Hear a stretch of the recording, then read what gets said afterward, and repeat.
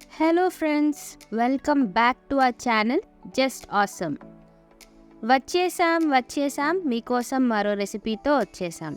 So ఇవాళ మనం ఎంతో ఇష్టమైన పావ్ బాజీని ఎలా తయారు చేయాలో చూసేద్దాం.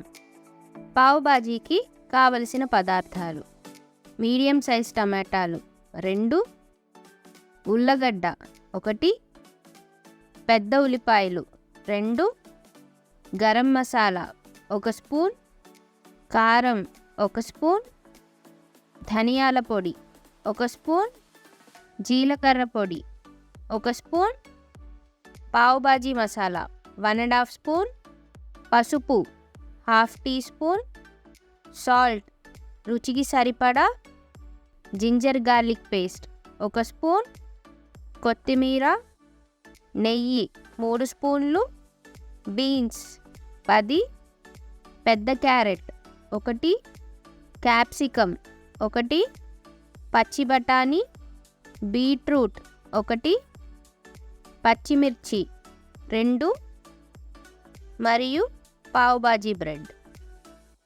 ముందుగా కుక్కర్లో ఆలు ముక్కలు, క్యారెట్ ముక్కలు, బీట్రూట్ ముక్కలు, కట్ చేసిన బీన్స్ మరియు పచ్చి బఠానీ వేసి 1 గ్లాస్ నీళ్లు పోసి 2 విజిల్స్ వచ్చేదాకా ముక్కలన్నీ బాగా బాయిల్ చేయండి.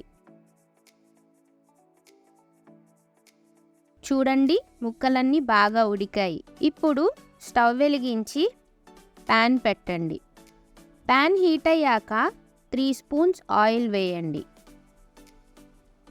ఆయిల్ హీట్ అయిన తరువాత 1/2 స్పూన్ జీలకర్ర మరియు కట్ చేసిన ఉల్లిపాయ ముక్కలు వేసి 2 నిమిషాల పాటు వేయించుకోండి.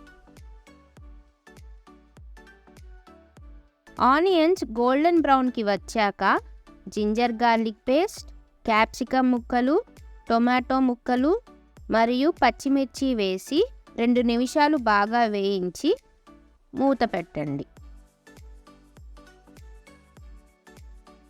ముక్కలన్నీ ఉడికిన తరువాత పసుపు, ధనియాల పొడి, గరం మసాలా పొడి, పావ్ బాజీ మసాలా పొడి, కారం మరియు తగినంత సాల్ట్ వేసి ఆ మిశ్రమాన్నంతా బాగా కలపండి.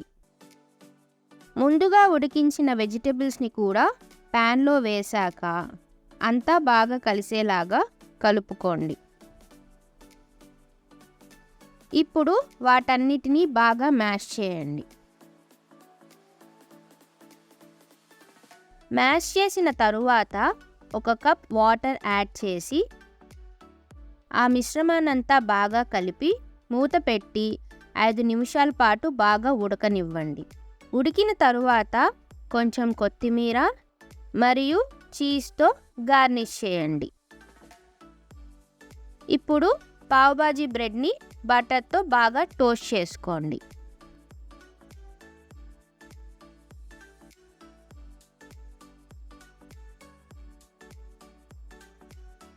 అంతే, మనకెంతో ఇష్టమైన పావ్ బాజీ రెడీ.